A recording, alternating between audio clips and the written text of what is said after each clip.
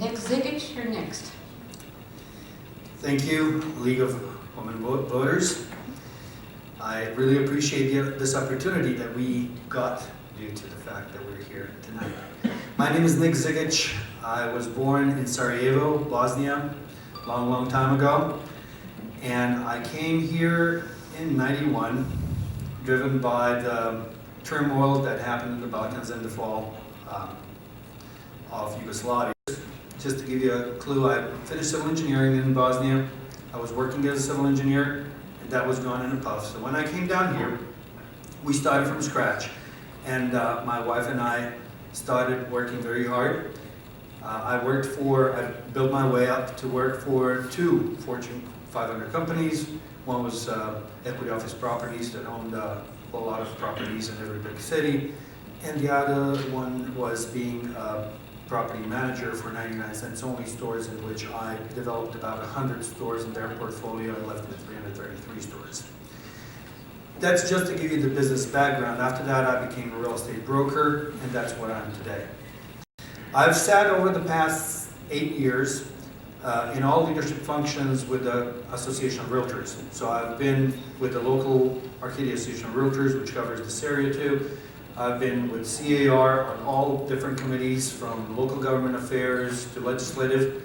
I've been every year for the past 8 years in Sacramento while you were sleeping, protecting your rights in point of sales things, in mortgage interest deductions, so that you don't have to pay for those, because it will change your lives drastically. And I worked that for free, and I was very happy to do that. I'm looking forward to all the things that are challenging here, since I've been at the Duarte Economic Development Commission. I've been a commissioner for the last 3 years, and I've been challenged by all the things that we have in the city. And using all this knowledge, I feel that I'm the right candidate to move Duarte forward.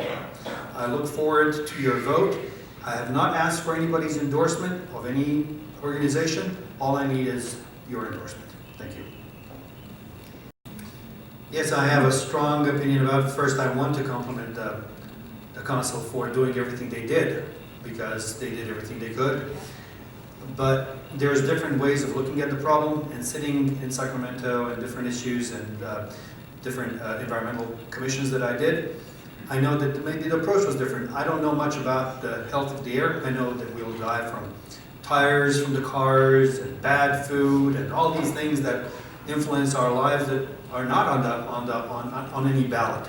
But so the dust there is as well. However, I think that destructing that ridge will definitely not help why I'm running. I'm running for a better Duarte, and one that will be great and where our house's values are increased. But I don't think that destructing the mountain will help our house values increase for sure. And I think that it should become a state issue, and when the elections come and somebody, a senator or a assemblyman, needs our votes, we need to make that an issue, and we'll get it. Thank you. I think that Duarte is doing really good. I think that the disparity that we have across the city is a great thing. As a matter of fact, just last weekend when we had the coffee with the candidates at the Teen Center, I spoke with a lot of young people from all over town, and found out that we do have programs. We do have programs, and the challenge of this body here is to solve them in this diversified environment. And we do. However, I found out also that people are not using them because they don't know about them. Look, there's plenty of vacant seats out there, and this is the candidates forum. Where are the people? Where are the 4,000 voters? Half of them don't know that this is here tonight. So we do need to educate the people. We need to spread the word. We have to make them aware of the programs, and they will use them. Thank you. Yeah, I do think it largely depends on the volume of traffic going through that neighborhood. We have that one street that we have bumps on, and I drive it frequently, and I'm much slower than I used to be. I think that, like on Royal Oaks, we have the policeman sometimes there to catch us at that slow spot, and usually after I get a ticket, I'm careful for 6 months. But Joke. Okay. 3 months. No. But the key is that it all depends on what the conditions are. And I'm in favor and against, depending, if the bumps are on the wrong street, they're not useful. If they're in a residential street, look at around us, Monrovia, Arcadia, Pasadena. I'm a realtor, so I kind of walk all the streets. Pasadena has only the bungalow district with it. We have that one street. We might find other streets that can have it, but it's all depends. Thank you. Thing of value without paying for it. It's your right. Nobody here has any right to impose a tax or cover up bad management or bad governing, but there is definitely no good life and improvement and better things and beautiful. Somebody mentioned the cutting of the trees, and the mushroom thing, whatever. But nothing comes free. So if you want something better, you put the tax on yourself. Thank you. Absolutely. As a matter of fact, I think about a year ago we had a discussion at the council here about different options. Whether it came up from the Economic Development Commission, I might be confused there, but it is a variety of services that can be combined within that service arena. It doesn't have to be free for all. It can be scaled down. It can be fee-based. That certain people under different qualifications can get it for free. Certain people out of their own will can dial a ride and pay for it. But there's different services that we discussed that should increase the volume of services that the city provides, and that's the way I think it should go. Thank you. All right, since this is a popularity contest, all hell broke loose when the word came out, and I don't blame anybody for jumping at it because there was no information shared, and people just talk emotionally and give their opinions, even not knowing the facts. Or before the facts were available. I would, no matter how good or bad the project is, there'll always be one side against and one for. Come down to the council meetings and you'll find out. But the fact is that I would love that project to be our pride and joy, that we get something that we can be proud of, whether it be here or there.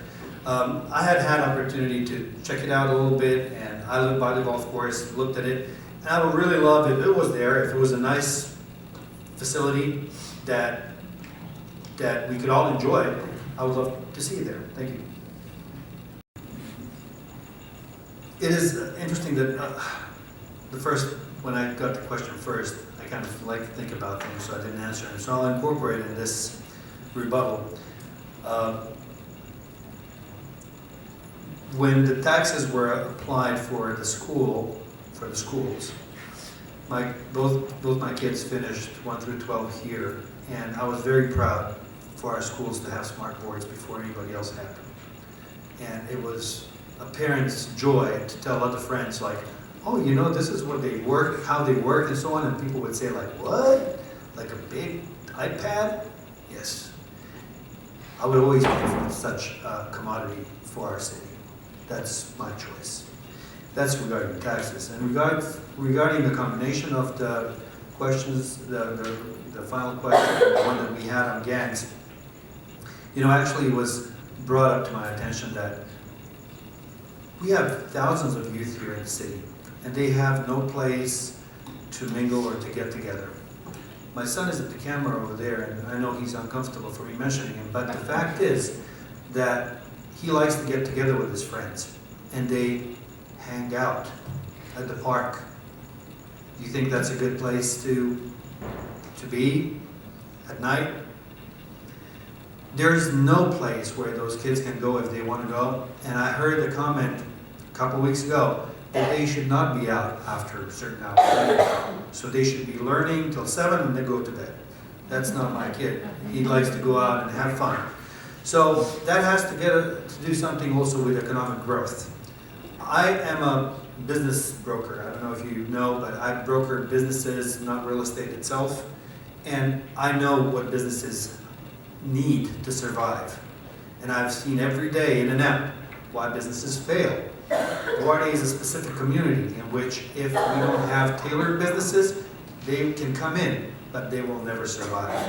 Tailoring the right businesses, like for example, for the thousands of kids to go out and eat a $1 hot dog, watch girls or boys, whatever the case is, and have a good time in a controlled environment. Controlled environment. Something like, for example, the skateboard park, where there might be a hot dog stand there with a controlled environment. But there is different ways that we can improve our community. I want to hit crime and safety, crime prevention and safety. I want to make sure that we get the proper economic development, so we get those tax dollars. We don't have to talk about increasing taxes or anything like that, but bring our community up. I want to improve the classroom performance. These kids have been 12 years in this school. I know what's going on behind the closed doors in classrooms where the teacher, where the administrative staff don't know. And I want to increase with that lifestyle and property values. With that, taking Duarte to the future, vote for me, Nick Zigic. Thank you.